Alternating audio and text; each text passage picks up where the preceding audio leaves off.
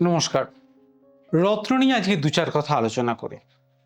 এখনকার প্রচুর সোশ্যাল মাধ্যমে দেখা যায় প্রচুর দোকানদার বলছে আপনি ক্যাটসাই পড়ুন, আপনার শত্রু দমন হয়ে যাবে।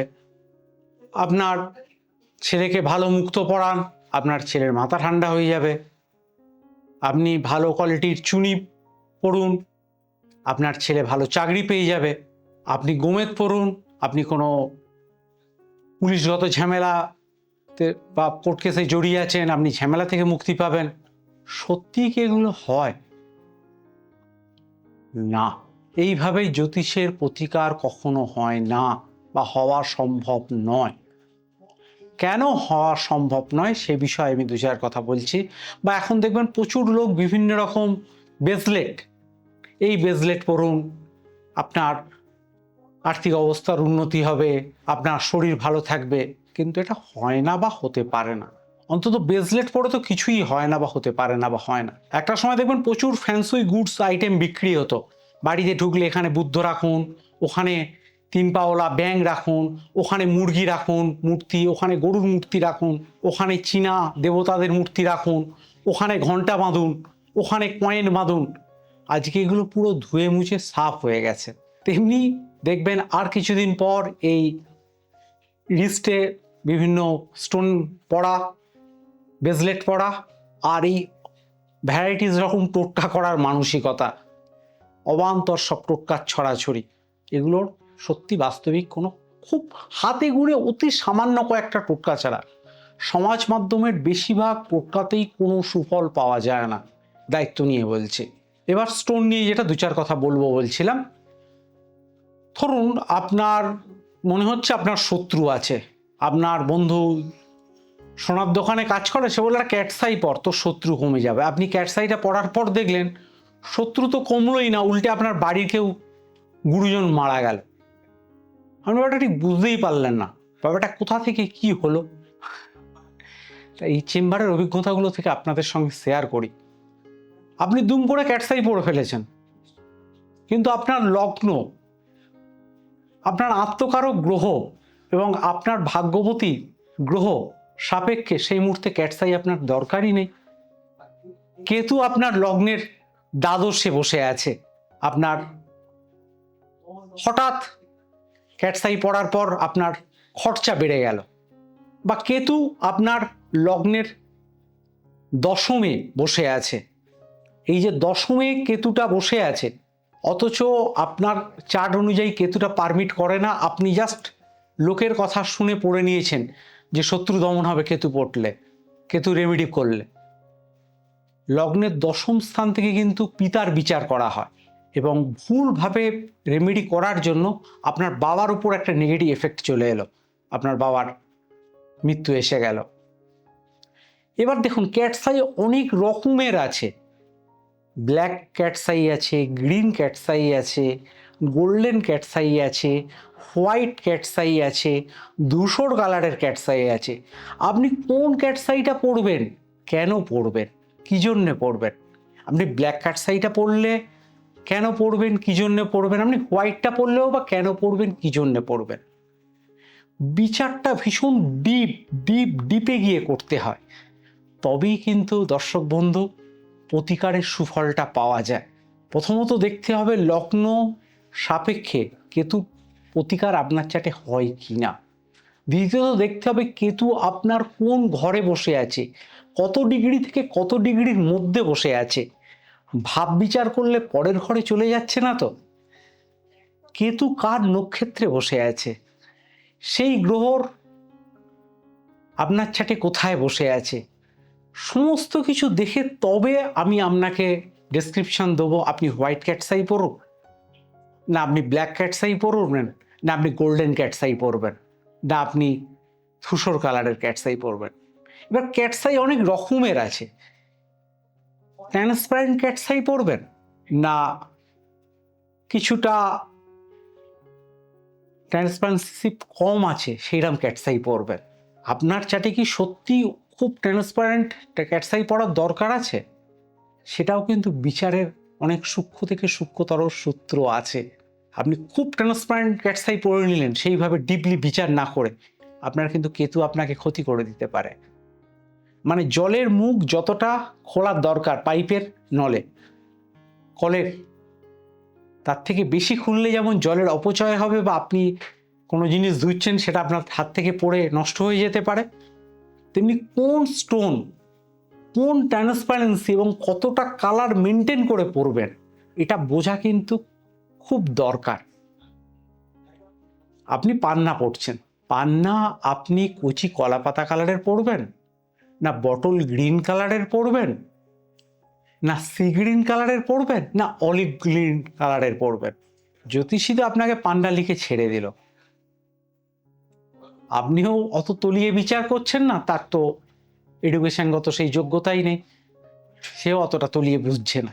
আপনার চার্টে বুধ কোথায় বসে আছে, কোন নক্ষত্রে বসে আছে, কত ডিগ্রিতে বসে আছে, কোন গ্রহের দৃষ্টি পড়েছে বুধের ওপরে, টোটাল জিনিসটা বিচার করে তবে কালারটা আমি রেকমেন্ড করব। আপনি সি গ্রিন কালারের পরবেন, না আপনি বটল গ্রিন কালারের পরবেন, না আপনি কুচি কলাপাতা কালারের পরবেন, না আপনি একদম মানে একদম কালো টাইপের যে গ্রিনটা হয় একদম কালচে গ্রিনটা পরবেন।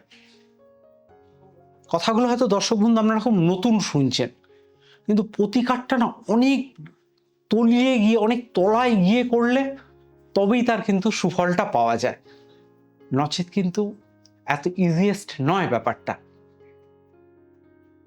আর আমাদের জ্যোতিষ জগতে গ্রহের থেকেও জানবেন 9টা গ্রহ, 2টো শ্যাডো প্ল্যানেট আছে, তাদের এনার্জিটা কাজ করে বলে 2টো শ্যাডো প্ল্যানেট ছায়া গ্রহ, তাদের নিয়ে 9টা, আর এছাড়া 27টা নক্ষত্র মণ্ডলীর বিরাট বড় অবদান রয়েছে বিচার করার ক্ষেত্রে এবং ফল পাওয়ার ক্ষেত্রে। আপনার গ্রহ যে কোনো জায়গায় বসতে পারে, অনেকেই আমাদের চেম্বারে এসে পারে, আমার কাকা একটু জ্যোতিষী চর্চা করেন, তিনি বলেছেন আমার বৃহস্পতি অমুক জায়গায় বসে আমার এই হবে সেই হবে তাই হবে, কিন্তু কিছুই হলো না। তো যেখানেই পারে কোন নক্ষত্রের সাথে সম্পর্ক করে আছে, সেই নক্ষত্রপতি গ্রহের পজিশন কি আপনার চার্টে, সেই নক্ষত্রের সাথে বৃহস্পতির সঙ্গে সেই নক্ষত্রের প্রতি যে গ্রহটা তার সম্পর্ক কি, এবং চার্টের কিছু দুর্বল স্থান আছে। আমাদের শরীরের যেমন কিছু সবল স্থান আছে, আপনি মাঠের ধার দিয়ে যাচ্ছেন, একটা বল আসছে, আপনি হাত দিয়ে সেভ করে দিলেন, আপনার কোনো ক্ষতি হলো না, তো আপনি মাঠের ধার দিয়ে যাচ্ছেন, আচমকা আপনার নাকের ওপর বলটা এসে পড়লো, গলগল করে রক্ত বেরোবে, কারণ শরীরের একটা দুর্বলতম স্থান। তেমনি প্রত্যেকটা চার্টের একটা সবল স্থান আছে, দুর্বল স্থান আছে। আপনার চার্ট অনুযায়ী বৃহস্পতি কোন জায়গাটায় বসে আছে, যদি দুর্বল স্থানে বসে থাকে নেগেটিভ নক্ষত্রকে কেন্দ্র করে, সেই বৃহস্পতি কখনো আপনাকে পজিটিভ ফল দিতে পারবে না। আর লগ্নের সাপেক্ষে যদি বৃহস্পতির প্রতিকার করা সম্ভব না হয়, তাই আচমকা বৃহস্পতির প্রতিকার করলেও কিন্তু আপনি সুফল পাবেন না। কারণ জানবেন আপনার চার্টে যে গ্রহগুলো খুব নেগেটিভ আছে তাদের প্রতিকার করলে খুব একটা সুফল পাওয়া যায় না। কেন বলুন তো? যে মানুষটা নিজেই হ্যান্ডিক্যাপ, তার হাতে কি আর বন্দুক দিয়ে লাভ আছে? সে তো গুলি চালাতেই পারবে না। যে গ্রহগুলো খুব অস্তমিত বা খুব পাওয়ারলেস তাদের কিন্তু প্রতিকার করে লাভ হয় না। যে গ্রহগুলো আপনার চার্ট অপেক্ষা কিছুটা পাওয়ারফুল হয়ে আছে, কারণ কিছু না কিছু গ্রহ আপনার চার্টে ভালো জায়গায় রয়েছে বলেই তো আপনি আজকে এতদিন বেঁচে আছেন, বা আপনি জীবনের আজকে এই জায়গাটা অবধি এসে পৌঁছেছেন। কিছু না কিছু গ্রহের আপনি সাপোর্ট বা হেল্প পেয়েছেন। আপনার চার্ট অনুযায়ী সেই গ্রহগুলোকে রেকটিফাই করে খুঁজে বার করে সেই গ্রহগুলোকে যদি প্রপারলি রেমেডি করা যায়, আপনি জীবনে যে পরিস্থিতিতে রয়েছেন তার থেকে বেশ কিছুটা বেটার হবেন। খুব দায়িত্বের সাথে বলতে পারি, এবং আমি খুব দায়িত্ব নিয়ে বলতে পারি যে পরিস্থিতিতে রয়েছেন যদি প্রপারলি আমার কাছে সে রেমেডি করে, একদম 100% লিখিত গ্যারেন্টি স্ট্যাম্প পেপারে, উইদিন 6 মান্থ থেকে 8 মান্থের মধ্যে তার মধ্যে ম্যাসিভ চেঞ্জ হবেই হবে। তাই বুঝুন যে প্রতিকারটা খেয়াল খুশি মতো করা যায় না, এবং কোন গ্রহের সাথে কোন গ্রহের প্রতিকার, সব গ্রহের সাথে সব গ্রহের প্রতিকার করা যায় না। যেমন দুধ একটা খুব ভালো খাবার, তার সঙ্গে কি আপনি পাতিলেবুর রস খেতে পারবেন? আপনার মারাত্মক অ্যাসিড হয়ে পেট ছেড়ে দেবে, পায়খানা বমি হয়ে যেতে পারে। তাই সব স্টোনের সঙ্গে কিন্তু সব স্টোন পড়া যায় না, কারণ প্রত্যেকটা স্টোনের কেমিক্যাল কম্পোজিশন আলাদা থাকে। আমি অনেকের হাতেই দেখি ট্রেন বাসে গোমেদও পড়ে আছে, আবার মুক্তও পড়ে আছে। গোমেদ পড়েছে রাহুর জন্য, রাহু চন্দ্র কানেকশন হয়ে গেলে তো গ্রহণযোগ হয়ে যাচ্ছে, চন্দ্রের বিপরীত গ্রহ রাহু, আবার চন্দ্রের জন্য সে মুক্তও পড়ে বসে আছে। দুটো স্টোনই তার ক্ষেত্রে কোনো কাজ দিতে পারছে না। বা অনেকের হাতে আমি দেখেছি পোগরাজ আর গুমেদ একসাথে পড়ে আছে। কেন পড়ে আছেন? পোগরাজ হলো বৃহস্পতির জন্য পড়েছেন, গুমেদ রাহুর জন্য পড়েছেন। রাহু গুমেদ কানেক্ট হয়ে গেলে আপনার গুরুচণ্ডাল দোষ হয়ে যাচ্ছে, কারণ রাহু আর গুমেদ পরস্পর বিরোধী গ্রহ। আপনি একটা জায়গায় জলও ঢালছেন, আবার তেলও ঢালছেন, পেট্রোলও দিচ্ছেন, তা না সেখানে আগুনটা ঠিকমতো জ্বলছে, আবার না সেখানে আগুনটা নিভছে। তাই পরস্পর বিরোধী রেমেডি করা থেকে আমাদের বিরত থাকতে হবে। এরকম প্রচুর উদাহরণ আমি দিতে পারি, সময় সংক্ষেপ, খুব ডিটেলসে যাওয়া সম্ভব নয়। তাই আপনাদের বারবার বলছি, বুঝে রত্ন ধারণ করুন, আবেগে নয়। এবং যারা প্রকৃত জেমোলজিটা জানে বোঝে, এরকম মানুষের সাথে কনসাল্ট করে পড়ুন। মানুষের জীবনে কিন্তু জানেন তো, খুব সত্যিকার কথা বলি, একাধিক রত্ন পড়ার কোনো প্রয়োজন পড়ে না। বেশি রত্ন পড়লে আলটিমেট কোনো কাজই হয় না। অধিক সন্ন্যাসীতে গাজন নষ্ট, যেমন একটা কথা আছে না, অনেকেরই হাতে দেখবেন 10 হাতে 10টা স্টোন পড়ে বসে আছে, কিন্তু 10 হাতে 10টা স্টোন পড়ে কোনো লাভ হয় না।